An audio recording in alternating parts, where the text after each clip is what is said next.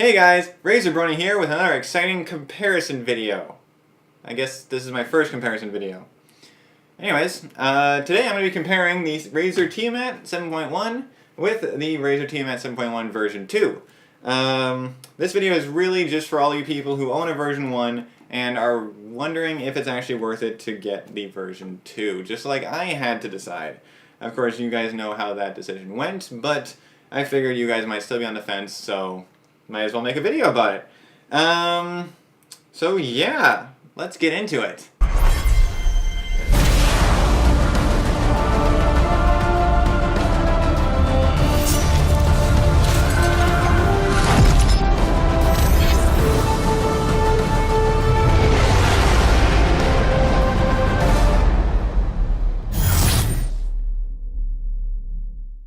So before I get started, I just wanted to let you guys know that if you wanted to know more about the Razer Tiamat version 2, I also have an unboxing video here, as well as a review video here. So if you wanted to know more about it and what I think about it, feel free to check that out. But stay tuned right now for more specifics about what I think about this compared to its older version 1 counterpart. To start off with, I wanted to go over, a bit of details about the boxes.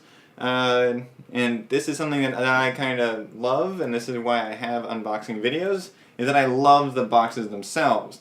Now, seeing where Razer has come and gone to when it comes to box style is pretty extraordinary. The Tiamat version 1, it's got a very colorful, very detailed picture with a bit of a background, a lot of stuff popping out on you on that picture. Whereas the version 2, it's black, it's very simplistic, very few details on here except for the necessities. It's very interesting how companies have gone in that direction with the simplicity. But anyways, I'm not here to compare boxes, so let's just take these and let's put them over here, because they're not important right now. What is important is the headphones themselves. First of all, I wanted to introduce you to my Tiamat version 1s. I've been using these for a very long time. Pretty much as soon as they were released, I bought some. And they've been my headphones on my desk ever since. Which means that, of course, they're very well used. As you can tell, the ear cups, the leather has kind of fallen off, which kind of sucks. I contacted Razer about this, but unfortunately they don't make these headphones anymore, so they don't make the pieces for them anymore. So they can't get those replaced. But they're still amazing headphones, they still have great sound quality, and I still love them very much. And I'm sure if any of you own these headphones, you also love them just as much as I do. As always, they've got lights here and here, cable, microphone right here. The headband, which adjusts automatically just by putting them on, and of course the control panel with the big ass dial, the little selector switch and a few buttons, and the big ass mute button. Pretty standard. If you own one of these, you know exactly what I'm talking about. Now on to the version 2. Comparatively, it's almost it's got the same features. It's got the headband thingy. It's got the view window into the inside, just like this does right here. It's still got the 7.1 surround sound, which is of course the big selling point. It's got a microphone right there. See that? Up and down. It's a little bit different from this one, but it's pretty much the same concept. It's got the headband. I think I already said that. The auto-adjusting headband. And yeah. And then of course the control panel, very, very similar. Pretty much the same layout actually. I'm glad that they stick to the motto of if it ain't broke, don't fix it. So like it's got the mute button here. It's got the speaker output here, and it's got the 7.1 here. So you can switch between 7.1 and stereo sound.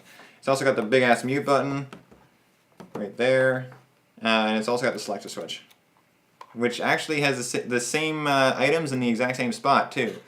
Very nice. I like that they don't change, the stuff that ain't broke. So yeah, that's pretty much exactly what you're going to expect just by looking at them. But specifically, let's get into what I like about the upgrade and what I don't like about the upgrade compared to the old version. First off, I'm going to start with the stuff that I do not like because it's a very short list, and I want to get those over and done with. First of all, I do not like how, well, for example, you can tell how on the version 1s they have the the volume lights. So they change depending on what the volume's at. I like that those are there. I love them. It means that you can actually tell on the fly what your volume is. And that's what I like about them, is being able to tell on the fly. However, looking at this one, if you can see that, you can see that all of the LEDs are lit up. However, the volume is not at max. That's the volume right there. See, it doesn't show the volume unless you move it. You have to move it in order for it to show the volume. After a little bit, it'll go back to the lighting effects. You can't turn that off. I tried. I looked. I tried. I googled it. You can't turn that off. So it kind of sucks. But it just means that you can't tell what your volume is just by glancing over. So kind of a minor thing. I don't really mind it all that much, and it'll just take some getting used to. The other thing is of course it doesn't have the light that says that the microphone's on. It just says when the microphone's off. I like lights, so that's again minor thing, not too big of a deal. Another minor thing, the microphone. It's much more obtrusive on this one. Not necessarily a bad thing. For you, it might be a good thing. On this one, it's very you can hardly tell it's there unless you know where it is when it's tucked away. So that's kind of nice. I like that. It's a shame that they didn't do it on this one, but I'm sure they had their reasons, especially when it comes to audio quality. I'll get to that in a minute. Oh, sorry.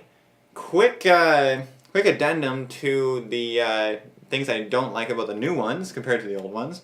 The cable between the control panel and the headphones got a little bit shorter. It got shorter by about 6 inches, which means that I can't lean back in my chair as much as I like to.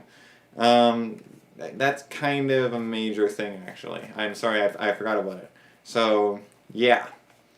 My bad. Other than that, that's it for all the stuff that I don't like about the new one compared to the old one. Very few things, honestly. Things that I do like. And this is going to be very in-depth, so hold on to your seats. First of all, let's get to the most important one, is audio quality. This thing has a much better audio quality than this one. To test that, I basically listened to music. I had these both plugged in. Don't ask me how I did it. It was very complicated. And I just cranked the volumes on the control panels to max. Now, not on my computer, because that would blow my eardrums. But I cranked the volumes to max just to see, what the speakers can do. And I noticed right away that on the version 1s, compared to the version 2s, it is much more distorted. It is a lot harder to make out individual details about sounds, whereas on the version 2s, it's still very clear, still very crisp, even with the volume at max. And that's something that I'm loving about the new version, and I honestly would not have noticed it until I had gotten these. Another thing that's very important to me is comfort, and I love the top band on this. Notice how it's very flat and contours to your head compared to the old one. See all those bumps? You don't really feel it, but when you're gaming for 6 hours or so straight with these headphones on, they start to make your head hurt, and you don't really understand why until you look at it. All of those, bumps, it means that the pressure is not spaced out as much. So that's going to hurt after a while. Don't like that feature. But on the version 2s, it's nice and smooth. I like that. It's much more comfortable. As well, another thing about comfort, the ear cushions. First of all, they feel basically the same when it comes to squishiness, but the space on the inside for the ear is a lot bigger on these ones. So instead of them kind of squishing your ears a little bit, especially if you have big ears like me, these things, they will still fit around your ears. You can basically not touch the sides with your ear at all. So you're not going to be having as much discomfort on your ears and with them being pushed all over the place. That is something that I absolutely love about these. They're very comfortable. They're much more comfortable than the old versions. That being said, the old versions were still comfortable, but these ones are even more so. And that's great. That's it for comfort. What else is there to say about these? Of course, the chroma lighting. I love chroma, and I'm glad that, every device that they release has chroma in it, because really, if you have something that amazing, you might as well put it on everything. So yeah, I like that I can change the lighting on this, and you can kind of see that the light's changing right now. Of course, the chroma comes with this problem here, but let's just ignore that for now. Other than that, what else do I have to say about the headphones? Oh yes, the microphone. So I recorded a quick microphone test, just so you guys can see what the microphone sounds like compared to the version 1. So first of all, let's hear the version 1 microphone. Test 1 2, check 1 2, check 1 2. Hello, check 1 2. All right, and now the version 2 microphone. Test 1 2, check 1 2, check 1 2. Hello, check 1 2. So as you can hear, there is a little bit of a difference. Not sure if it's going to be that noticeable on YouTube, but there's a little bit of a difference, but really you're not going to be seeing too much of an audio quality difference between the version 1 and the version 2. So if you liked the version 1's audio quality, then you're not going to lose anything in going to the version 2. That being said, it's not that much better, so really you're not going to be getting much extra. So if that's a big deal breaker, I would say stick with the version 1s. Other than that, that's it on the headphones. On the control panel, what I love that's changed, and this is a big one for me, because I had this problem a lot, is that on the version 1s, for the speaker output, it's got this big dongle thing that just plugs into the back. That's a micro USB cable, I think. No, that's not. That is actually a custom cable connector, which means that you cannot replace this or put extenders on it. So basically, this annoying little bugger, it keeps falling out every time I move my foot the wrong way and catch a cable or something, and so my speakers keep disconnecting. Or if it comes out only partially, then the speakers they lose 1/2 of them or something stupid like that, and it's kind of annoying, especially having this extra little cable when you really don't need any extra cable on your desk. That's what I love about this one. It's just got these 4 ports right there on the bottom. All you need to do is just plug in your speaker cables and go. There's no extra cable, there's no extra plug-ins, it's just that easy. And they're going to stay in a lot better than this stupid USB piece of shit. Anyways, that's the part that annoyed me the most about the version 1s. So, I love this. I love that the plugs are right there. Thank you, Razer. One other thing that I like about the control panel is that the dial it's actually textured on the sides. This one was not textured. So if I had slightly greasy hands or whatever, I mean you shouldn't be touching your electronics with those, but if you're gonna have to eventually at some point. The texture, you can actually feel that you're actually turning it, whereas with this one, if you loosely turn it, you don't know if you're turning that thing or if it's just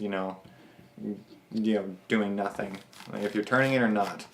So I'm happy that they textured that thing. It's nice and textured. I'm not sure if you can tell. You probably can. Other than that, the control panels are pretty much exactly the same. It's just a little bit of form factor issue. This one's more flat, whereas this one's at a slight angle, though the angle is still not good enough because you can still not see the lights when you're at right on. You can't see it over the dial, which is annoying. But whatever. That is basically everything I have to say about comparing these two. And now on to the question of, should you upgrade? Honestly, for, well, in Canada, it cost me about $300 after taxes for these headphones. If you got the money, go for it. If you don't have the money and you're thinking about saving up, I would say go for it. They have much better audio quality. They're more comfortable. The features are just a little bit better, but they're still better. And there's really only a couple minor downsides. The cable length is probably the biggest downside. So I would say, if you're going to save up for it, save up for it. But just make sure that you get one of those coupon codes that Razer always has going on, and make sure you get something free with it, because, you know, you always want free stuff. I got a bag with mine. Yeah, that's basically it for this comparison video. If you liked the video, please like, comment, and subscribe. If you did not like the video, please leave something in the comments below telling me, and I'll be sure to ignore it. Also, check out my other videos about the Razer Tiamat 7.1 version 2. That's the unboxing video here, and the review video right here. That's basically it, and I will see you guys next time. Bye, guys.